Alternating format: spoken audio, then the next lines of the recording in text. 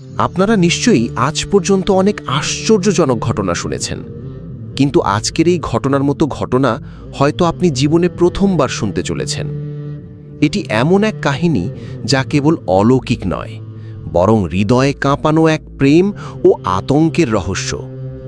এই গল্প আপনার চোখে জল আনবে, আবার রাতের ঘুম কেড়ে নেবে। ঘটনাটি ঘটে কয়েক মাস আগে। রমজান মাস চলছিল। শহরের এক প্রান্তে পুরনো একটি পাড়ায় বাস করত হিনা নামের একটি মেয়ে। সেই পাড়ার সরু রাস্তা, ভাঙা ঘর আর ছায়াঘেরা গলিপথে ঘেরা ছিল।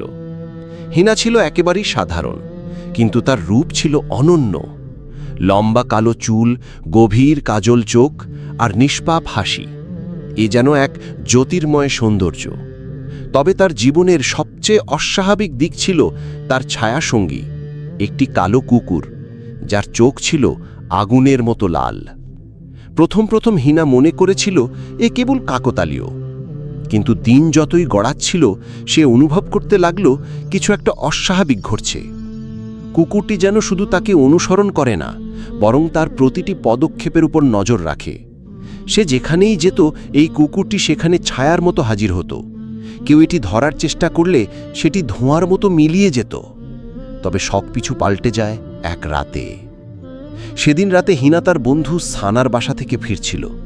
আকাশে চাঁদের আলো ঝলমল করছিল, বাতাসে হালকা শীতলতা। রাস্তা ছিল একেবারে শুনশান।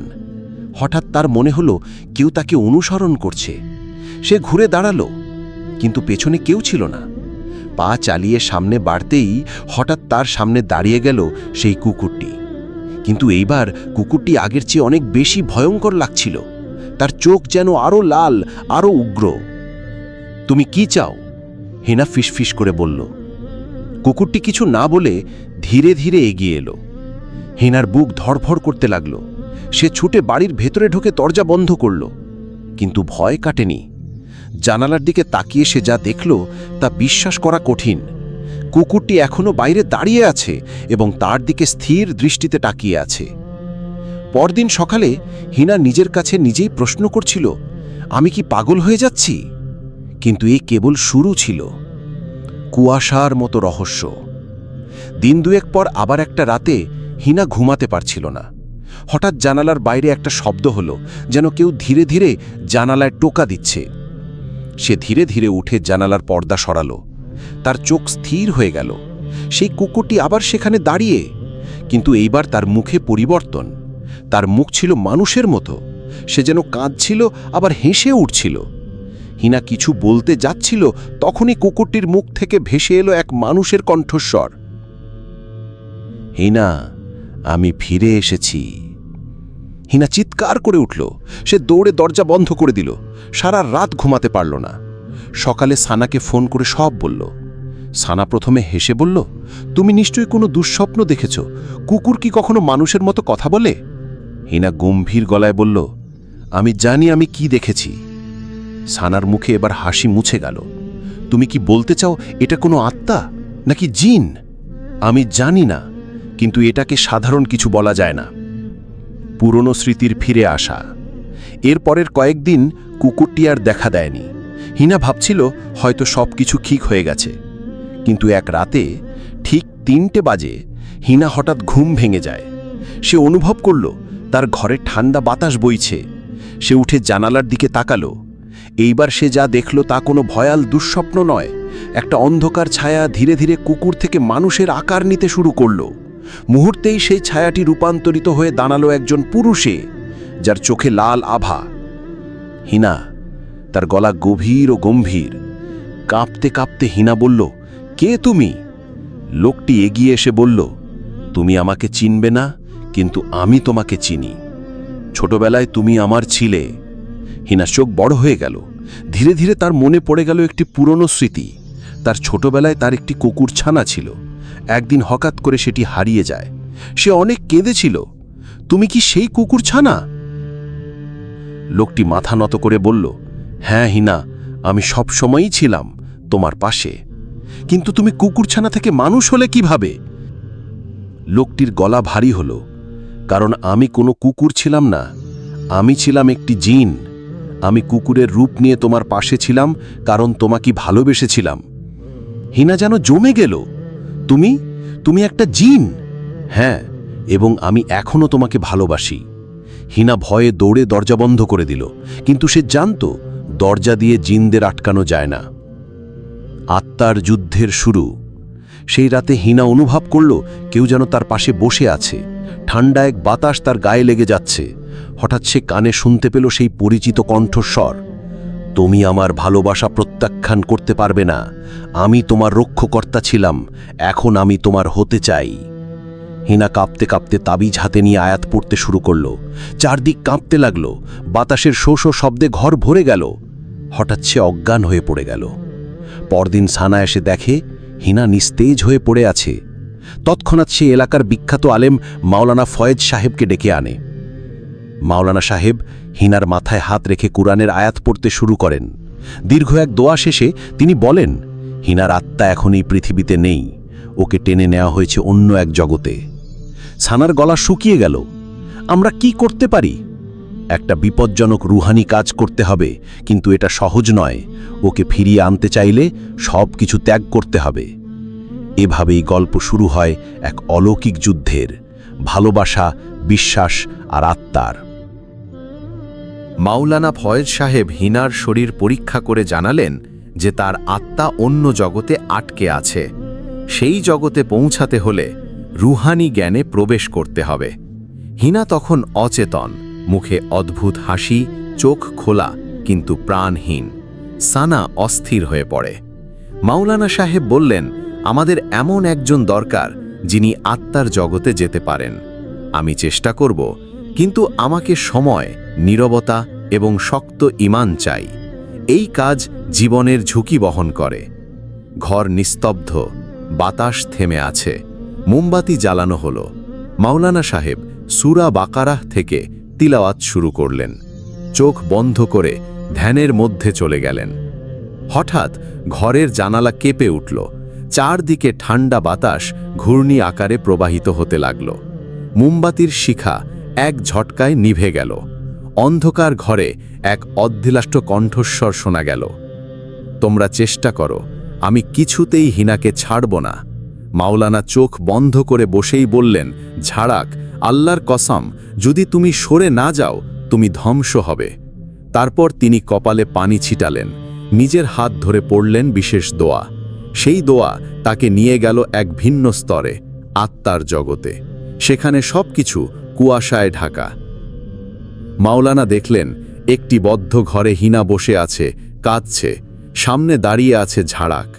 তুমি তাকে নিয়ে যেতে পারবে না, মাওলানা দৃঢ় গলায় বললেন। ঝাড়াক ঘুরে দাঁড়ালো। তার মুখ রাগে বিকৃত। সে আমাকে ভালোবাসে না, তাই আমি তাকে এই জগতে আটকে রেখেছি। এখানেই থাকবে সে চিরকাল। মাওলানা সাহেব বললেন, ভালোবাসা জোর করে হয় না ঝাড়াক, এটা মায়া নয়, এটা অত্যাচার। তুমি জিন হয়েও বুঝো না। ঝাড়াক হেসে উঠল, আমার ভালোবাসা মানুষদের মতো নয়, এটা শাশ্বত। তুমি তাকে নিতে চাও, তাহলে জিততে হবে আমাকে এক আত্মিক লড়াইয়ে। মাওলানা প্রস্তুত ছিলেন। দুই আত্মার সংঘর্ষ শুরু হলো। দোয়া, তিলাওয়াত, হু, সূরা আয়াতুল কুরসি, সূরা নাস, প্রতিটি শব্দে ঝাড়াক দুর্বল হতে লাগল। আল্লাহু আকবার বলে মাওলানা এক জোড়া তেজস্ক্রিয় আলো তার দিকে ছুড়ে দিলেন। ঝাড়াক চিৎকার করে মাটিতে পড়ে গেল। হিনার হাত ধরে মাওলানা জগৎ থেকে বের হয়ে এলেন। হিনার শরীর কাঁপতে লাগল। চোখ খুলে ফেলল সে। দীর্ঘশ্বাস নিয়ে সানা তাকে জড়িয়ে ধরল। তুমি ফিরে এসেছো হিনা, আলহামদুলিল্লাহ। হিনা স্তব্ধ। সবকিছু এক দুঃস্বপ্ন মনে হচ্ছে তার কাছে, কিন্তু সে জানে দুঃস্বপ্ন এখানেই শেষ নয়। শান্তি নাকি সাময়িক? কয়েক সপ্তাহ কেটে যায়। হিনা আবার স্বাভাবিক জীবনে ফিরে আসে। 5 ওয়াক্ত নামাজ, নিয়মিত কুরআন তিলাওয়াত, পবিত্রতা রক্ষা, সবকিছু পালন করছে সে। কিন্তু এক রাতে আয়নার সামনে দাঁড়িয়ে চুল আঁচড়াচ্ছিল। হঠাৎ সে দেখতে পেল পেছনে একটি ছায়া, চোখ লাল, হাসি বিকৃত। সে ফিরে তাকালো, কিছুই নেই।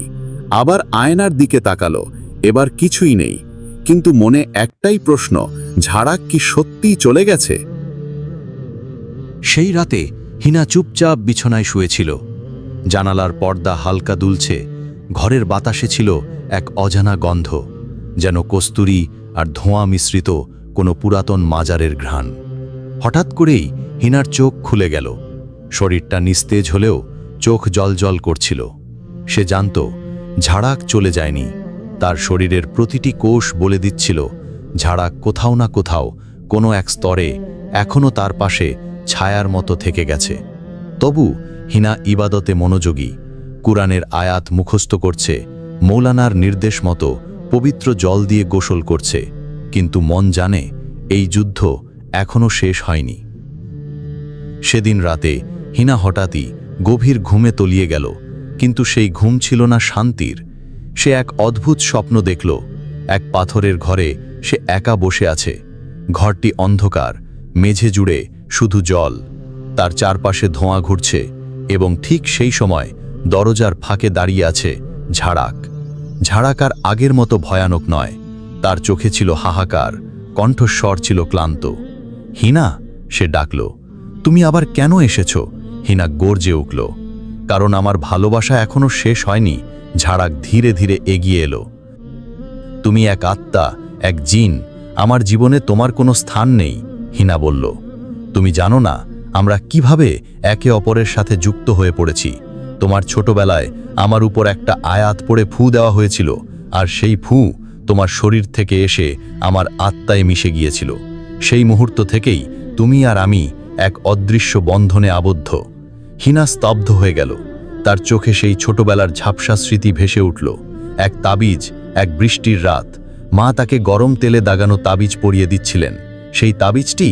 হ্যাঁ, ঝাড়াক বলল, তুমি জানো না তাবিজটি তোমাকে রক্ষা করার জন্য তৈরি করা হয়েছিল, কিন্তু তা আমাকে বেঁধে ফেলেছিল।